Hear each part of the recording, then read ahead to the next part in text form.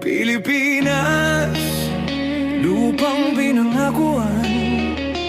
Pero bakit parang tayo'y niloloko lang? Sa telebisyon, puro pangako, nitid plastic, kamay na may dugo. Habang ang masa nakayuko, silang nasa taas, bulsa'y busog na busog. Kalsada sira, ospital kulang, pero mensyon nila pataas ng pataas. Bawat buwis na pinaghirapan, parang bula na lang nawawala.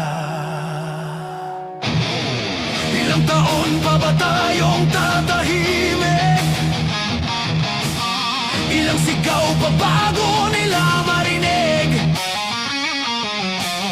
Galit ng